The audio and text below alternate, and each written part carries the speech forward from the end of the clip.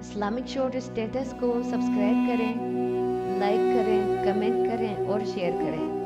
Bell icon کو دبانا مت بھولیں۔ میگنانا ماریوس اور موبی جو سلطان ایوبی کو قتل کرنے آئے تھے پکڑے گئے تھے۔ یہ کمال علی بن سفیان کا تھا۔ اسے موبی نے بتایا تھا کہ وہ سرائے میں ٹھہرے ہوئے ہیں۔ وہ ان دونوں کو اپنے کمرے میں بٹھا کر باہر نکل گیا اور گھوڑے پر سوار ہو کر سرائے میں چلا گیا تھا۔ سرائے والوں سے اس نے ان کے حلیے بتا کر پوچھا تو اسے بتایا گیا تھا کہ وہ میاں بیوی ہیں اور ان کے ساتھ ان کا نوکر ہے۔ اسے یہ بھی بتایا گیا کہ انہوں نے بازار سے کچھ کپڑے بھی خریدے تھے جن میں لڑکی کا برقع نما چغا اور جوتے بھی تھے۔ انہوں نے علی بن سفیان سے کہا تھا کہ وہ میاں بیوی ہیں۔ اس نے اور کوئی تفتیش نہیں کی، ان کے کمرے کا تالا توڑ کر ان کے سامان کی تلاشی لی۔ اس سے چند ایسی اشیاء برآمد ہوئی جنہوں نے شک کو یقین میں بدل دیا۔ علی بن سفیان سمجھ گیا تھا کہ سلطان ایوبی سے ان کا تنہائی میں ملنے کا مطلب کیا ہو سکتا ہے۔ اس نے ان کے گھوڑے دیکھے تھے، اعلیٰ نسل کے تیز رفتار گھوڑے تھے۔ سرائے والے سے ان کے گھوڑوں کے متعلق پوچھا گیا تو اس نے بتایا کہ یہ تینوں مسافر اونٹوں پر آئے تھے اور یہ گھوڑے لڑکی نے یہ کہہ کر منگوائے تھے کہ نہایت اچھے ہوں اور تیز رفتار ہوں۔ سرائے والے نے یہ بھی بتایا تھا کہ لڑکی کا خاوند گونگا ہے اور نوکر بھی گونگا معلوم ہوتا ہے، وہ کسی سے بات نہیں کرتا۔ دراصل وہ بھی یہاں کی زبان نہیں جانتا تھا۔ علی بن سفیان نے واپس آ کر دیکھا کہ اجلاس ختم ہو گیا ہے تو وہ سلطان ایوبی کے پاس چلا گیا، اسے ان کے متعلق بتایا اور وہ کہانی بھی سنائی جو لڑکی نے اسے سنائی تھی۔ پھر سرائے سے جو معلومات اس نے حاصل کی تھی اور ان کے سامان سے جو مشکوک چیزیں برآمد کی تھیں وہ دکھائیں اور اپنی رائے یہ دی کہ آپ کو قتل کرنے آئے ہیں، آپ سے تنہائی میں ملنا چاہتے ہیں۔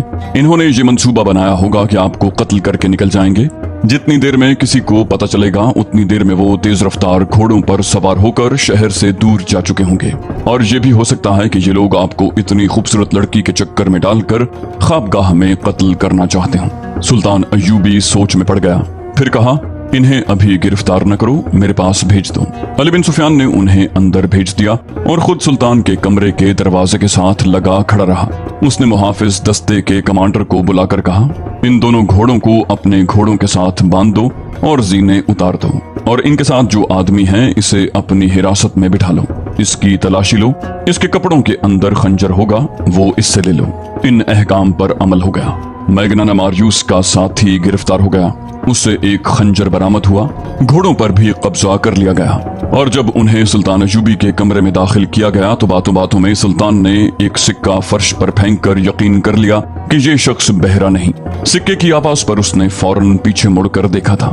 سلطان ایوبی نے لڑکی سے کہا اسے کہو کہ میری جان صلیبیوں کے خدا کے ہاتھ میں نہیں، میرے اپنے خدا کے ہاتھ میں ہے۔ موبی نے اپنی زبان میں میگنانا ماریوس سے بات کی تو اس نے چونک کر کچھ کہا۔ موبی نے سلطان ایوبی سے کہا یہ کہتا ہے کیا آپ کا خدا کوئی اور ہے اور کیا مسلمان بھی خدا کو مانتے ہیں؟ سلطان ایوبی نے کہا اسے کہو کہ مسلمان اس خدا کو مانتے ہیں جو سچا ہے اور سچے عقیدے والوں کو عزیز رکھتا ہے۔ مجھے کس نے بتایا ہے کہ تم دونوں مجھے قتل کرنے آئے ہو؟ میرے خدا نے۔ اگر تمہارا خدا سچا ہوتا تو تمہارا خنجر مجھے ہلاک کر چکا ہوتا۔ میرے خدا نے تمہارا خنجر میرے ہاتھ میں دے دیا ہے۔ اس نے ایک تلوار کہیں سے نکالی اور چند اور اشیاء انہیں دکھا کر کہا یہ تلوار اور یہ چیزیں تمہاری ہیں، یہ تمہارے ساتھ سمندر پار سے آئی ہیں، تم سے پہلے یہ مجھ تک پہنچ گئی ہیں۔ میگنانا ماریوس حیرت سے اٹھ کھڑا ہوا، اس کی آنکھیں ابل کر باہر آ گئیں۔ جتنی باتیں ہوئیں وہ موبی کی وساطت سے ہوئیں۔ میگنانا ماریوس نے بولنا شروع کر دیا اور وہ صرف اپنی زبان بولتا سمجھتا تھا۔ خدا کے متعلق یہ باتیں سن کر اس نے کہا یہ شخص سچے عقیدے کا معلوم ہوتا ہے، میں اس کی جان لینے آیا تھا لیکن اب میری جان اس کے ہاتھ میں ہے۔ اسے کہو کہ تمہارے سینے میں ایک خدا ہے، وہ مجھے دکھائے، میں اس خدا کو دیکھنا چاہتا ہوں جس نے اسے اشارہ دیا ہے کہ ہم اسے قتل کرنے آئے ہیں۔ سلطان ایوبی کے پاس اتنی لمبی چوڑی باتوں کا وقت نہیں تھا، اسے چاہیے تھا کہ ان دونوں کو جلاد کے حوالے کر دیتا، لیکن اس نے دیکھا کہ یہ شخص بھٹکا ہوا معلوم ہوتا ہے، اگر یہ پاگل نہیں تو یہ ذہنی طور پر گمراہ ضرور ہے۔ چنانچہ اس نے اس کے ساتھ دوستانہ انداز سے باتیں شروع کر دیں۔ اس دوران علی بن سفیان اندر آ گیا، وہ دیکھنا چاہتا تھا کہ سلطان خیریت سے تو ہے۔ سلطان ایوبی نے مسکرا کر کہا سب ٹھیک ہے علی، میں نے ان سے خنجر لے لیا ہے۔ علی بن سفیان سکون کی آہ بھر کر باہر چلا گیا۔ میگنانا ماریوس نے کہا پیشتر اس کے کہ سلطان میری گردن تن سے جدا کر دے، میں اپنی زندگی کی کہانی سنانے کی مہلت چاہتا ہوں۔ سلطان نے اجازت دے دی۔ मैग्नाना मारियूस ने बिल्कुल वो कहानी जो रात सहरा में उसने अपने पार्टी कमांडर और अपने साथियों को सुनाई थी, मिन्नुअन सुल्तान अय्यूबी को सुना दी। अब कि उसने सलीब पर लटकते हुए हजरत ईसा अलैहिस्सलाम के बुत, कुंवारी मरियम की तस्वीर और पादरियों के उस खुदा से जिससे वो पादरी की इजाजत के बगैर बात भी नहीं कर सकता था, बेजारी का इजहार और ज्यादा शिद्दत से किया और कहा, मरने से पहले मुझे खुदा की एक झलक दिखा दो। मेरे खुदा ने बच्चों को भूखा मार दिया है, मेरी माँ को अंधा कर दिया है, मेरी बहन को शराबी वहशियों का कैदी बना दिया है और मुझे 30 सालों के लिए कैद खाने में बंद कर दिया है। मैं वहां से निकला तो मौत के मुंह में आ पड़ा। सुल्तान, मेरी जान तेरे हाथ में है, मुझे सच्चा खुदा दिखा दे, मैं उससे फरियाद करूंगा, उससे इंसाफ मांगूंगा। सुल्तान अय्यूबी ने कहा, तेरी जान मेरे हाथ में नहीं, मेरे खुदा के हाथ में है। अगर मेरे हाथ में होती तो इस वक्त तक तुम मेरे जल्लाद के पास होते। मैं तुम्हें वो सच्चा खुदा दिखाऊंगा जो तेरी गर्दन मारने से मुझे रोक रहा है, लेकिन तुझे उस खुदा का सच्चा अकीदा कबूल करना होगा, वरना खुदा तुम्हारी फरियाद नहीं सुनेगा और इंसाफ भी नहीं मिलेगा। सुल्तान अय्यूबी ने उसका खंजर उसकी गोद में फेंक दिया और खुद उसके पास जाकर उसकी तरफ पीठ करके खड़ा हो गया। मोबी से कहा, इसे कहो मैं अपनी जान इसके हवाले करता हूँ, ये खंजर मेरी पीठ में घोंप दे। मैग्नाना मारियूस ने खंजर हाथ में ले लिया, उसे गौर से देखा, सुल्तान अय्यूबी की पीठ पर निगाह दौड़ाई, उठा और सुल्तान के सामने चला गया। उसे सर से पांव तक देखा। ये सुल्तान सलाहुद्दीन अय्यूबी की जलाली शख्सियत का असर था या सुल्तान की आंखों की चमक में उसे सच्चा खुदा नजर आ गया था कि उसके हाथ कांपे। उसने खंजर सुल्तान अय्यूबी के कदमों में रख दिया। वो दो जानू बैठ गया और सुल्तान का हाथ चूम कर ज़ारो कतार रोने लगा। मोबी से कहा, इसे कहो कि या तो ये खुद खुदा है या इसने खुदा को अपने सीने में कैद कर रखा है। इसे कहो मुझे अपना खुदा दिखा दो। सुल्तान अय्यूबी ने उसे उठाया और सीने से लगाकर अपने हाथ से उसके आंसू पोंछे। वो तो भटका हुआ इंसान था। उसके दिल में मुसलमानों के खिलाफ नफरत भर दी गई थी और इस्लाम के खिलाफ जहर डाला गया था। फिर हालात ने उसे अपने मजहब से बेजार किया। ये एक किस्म का पागलपन था और एक तशनगी थी जो उसे ऐसी खतरनाक मुहिम पर ले आई थी। सुल्तान अय्यूबी उसे बेगुनाह समझता था, लेकिन उसे आजाद भी न किया बल्कि अपने पास रख लिया। मोबी बाकायदा ट्रेनिंग लेकर आई थी और मफरूर जासूसा थी। ये वो 7वीं लड़की थी जिसने सलीबियों का पैगाम सूडानियों तक पहुंचाया और बगावत करवाई थी। वो मुल्क की दुश्मन थी, उसे इस्लामी कानून बख्श नहीं सकता था। सुल्तान ने उसे और उसके साथी को अली बिन सुफियान के हवाले कर दिया।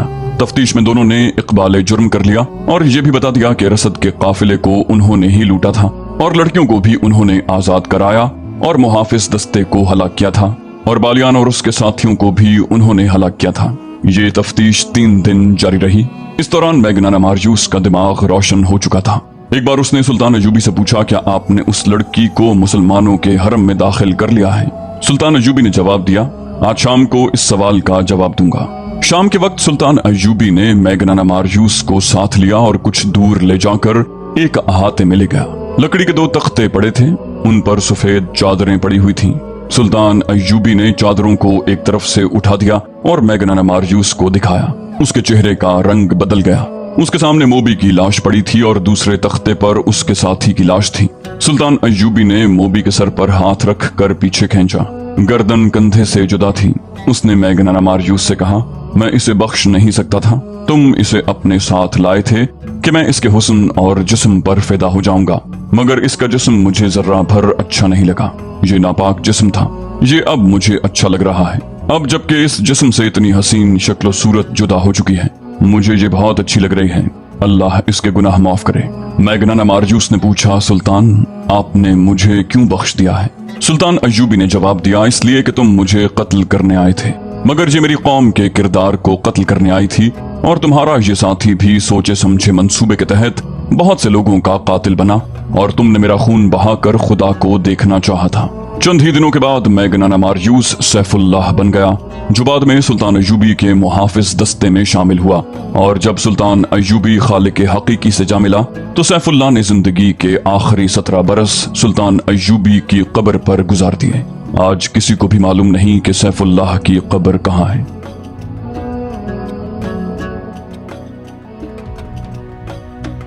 काहिरा से 1.5-2 मील दूर, जहां एक तरफ रेत के टीले और बाकी हर तरफ सहरा रेत के समंदर की मानिंद उफक तक फैला हुआ था, इंसानों के समंदर तले दब गया था।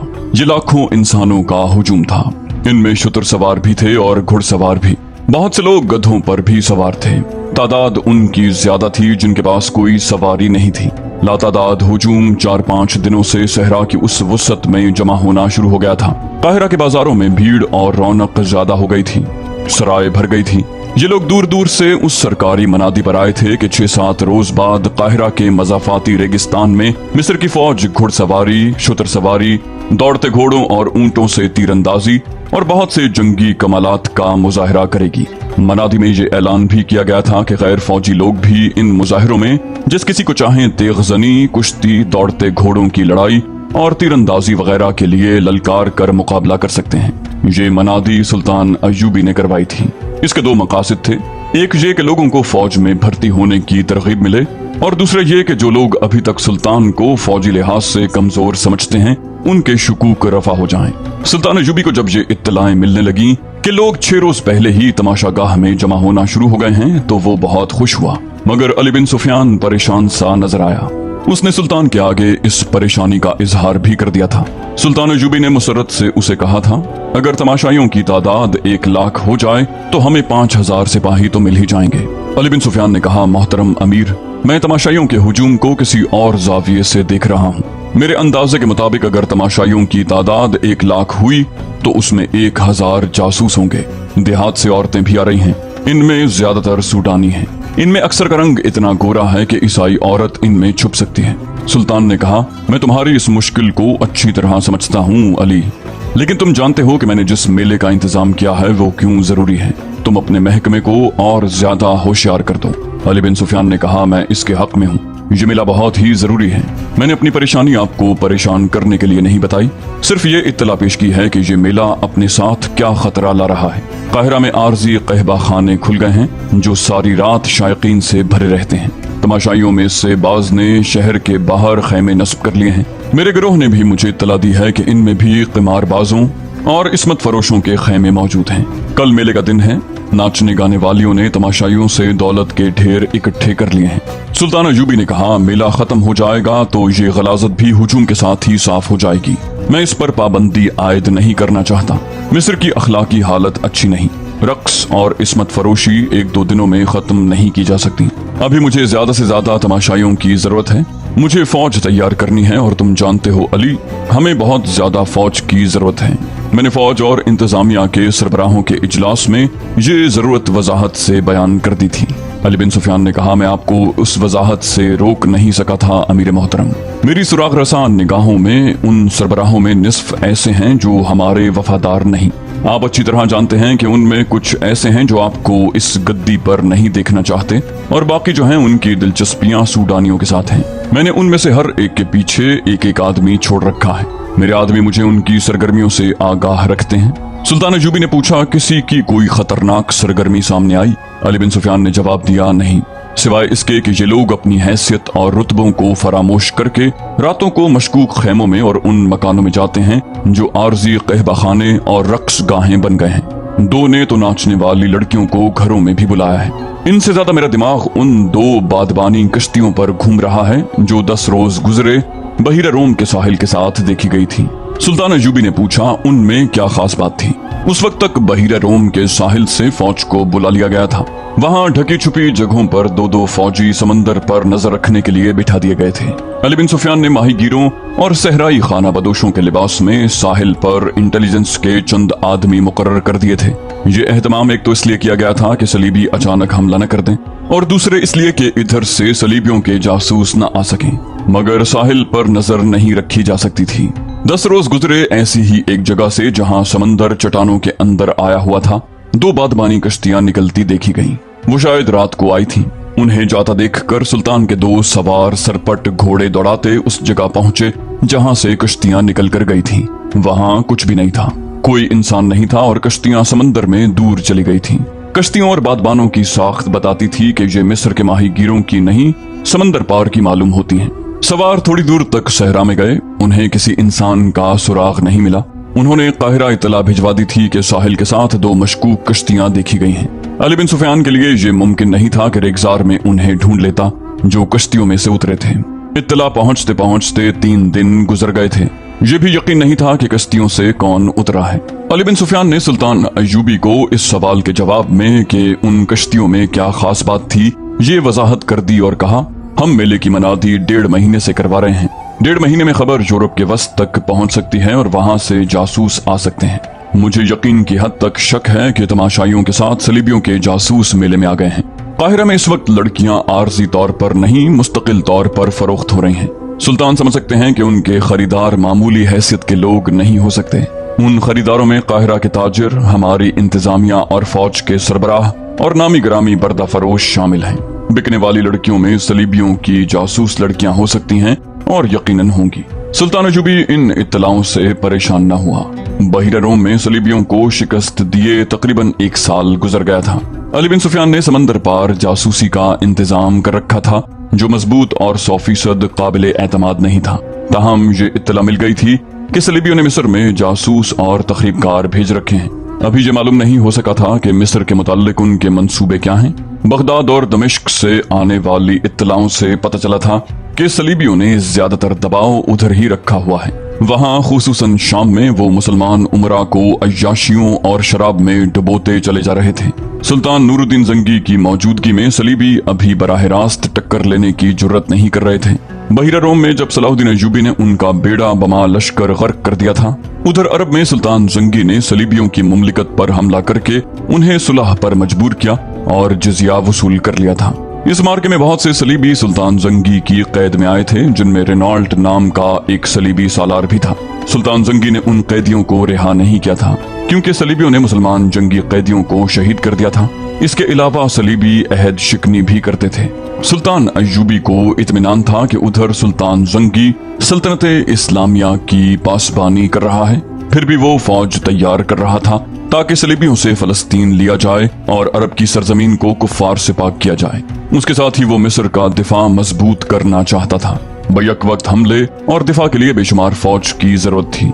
मिस्र में भर्ती की रफ्तार सुल्तान अय्यूबी के अज़ाइम के मुताबिक सुस्त थी। इसकी एक वजह यह थी कि सूडानियों की जो फौज तोड़ दी गई थी, उसके कमांडर और ओहदेदार देहात में सुल्तान अय्यूबी के खिलाफ प्रोपेगेंडा करते फिर रहे थे। इस फौज में से थोड़ी सी तादाद सुल्तान की फौज में वफादारी का हल्फ उठाकर शामिल हो गई थी। कुछ फौज मिस्र से तैयार कर ली गई थी और कुछ सुल्तान जंगी ने भेज दी थी। मिस्र के लोगों ने अभी ये फौज नहीं देखी थी, न ही उन्होंने सुल्तान अय्यूबी को देखा था। सुल्तान अय्यूबी ने उस मेले का ऐलान करके अपने फौजी सरबराहों और उनके मातहत कमांडरों वगैरह को हिदायत दी थी कि वो बाहर से आए हुए लोगों से मिलें और प्यार मोहब्बत से उनका एतमाद हासिल करें। उन्हें बावर करवाएं कि वो उन्हीं में से हैं और हम सबका मकसद ये है कि खुदा और रसूल सल्लल्लाहु अलैहि वसल्लम की सल्तनत को दूर दूर तक फैलाना और उसे सलीबी फितने से पाक करना है। मेले से एक रोज पहले अली बिन सुफियान सुल्तान को जासूसों के खतरे से आगाह कर रहा था। उसने कहा, अमीर मोहतरम, मुझे जासूसों का कोई डर नहीं। दरअसल खतरा अपने उन कलमा गो भाइयों से है जो कुफ्फार के इस जमीन दोज हमले को कामयाब बनाते हैं। अगर उनका ईमान मजबूत हो तो जासूसों का पूरा लश्कर भी कामयाब नहीं हो सकता। मेले के तमाशाइयों में जो नाचने वाली लड़कियां नजर आ रही हैं वो सलीबियों का जाल है, ताहम मेरा गिरोह दिन रात मसरूफ है। सुल्तान अय्यूबी ने कहा, अपने आदमियों से ये कह दो कि किसी जासूस को जान से न मारें, जिंदा पकड़ो। जासूस दुश्मन के लिए आंख और कान होता है, लेकिन हमारे लिए वो जबान है। वो तुम्हें उनकी खबरें देगा जिन्होंने उसे भेजा है।